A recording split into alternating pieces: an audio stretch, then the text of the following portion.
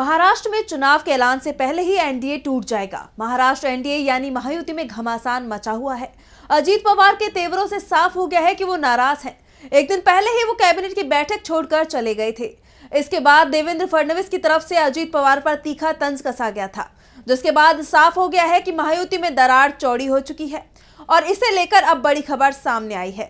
Maharashtra NDA में मचा घमासान अब सड़क पर आ चुका है। एक दिन पहले अजीत पवार मुंबई के सह्याद्री गेस्ट हाउस में हुई कैबिनेट की बैठक में शामिल हुए थे, लेकिन थोड़ी देर बाद वो बाहर निकल गए। इस बैठक में कई अहम फैसले लिए गए, लेकिन अजीत की नाराजगी सबसे बड़ी खबर बन गई है। इस बीच मीडिया ने डिप्टी सीएम देवेंद्र फडणवीस से सवाल किया तो उन्होंने अजीत पवार पर तंज कसते हुए कहा कि अभी मुझे दूसरे कार्यक्रम में जाना है, बाद में जवाब दूंगा और मैं सीएम को बताकर जा रहा हूँ, वरना आप लोग कहेंगे कि मैं नाराज होकर गया हूं।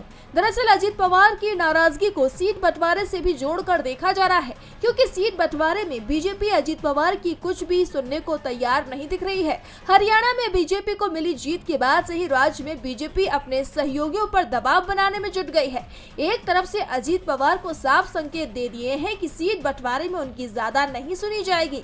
बताया जा रहा है कि बीजेपी की तरफ से अजीत गुट को 35 सीटों का ऑफर दिया गया है, जिससे अजीत पवार नाराज हैं और वो गठबंधन से बाहर निकलने का मौका तलाश रहे हैं। इससे पहले खबर आ रही थी कि महायुति में 241 सीटों पर सहमति बन गई है, जबकि 47 सीटों पर पेच फंसा हुआ है और जिन सीटों पर पेच फंसा है उनमें से अधिकांश अजीत पवार के दावेदारी वाली सीटें ही हैं। डीबी लाइव की रिपोर्ट।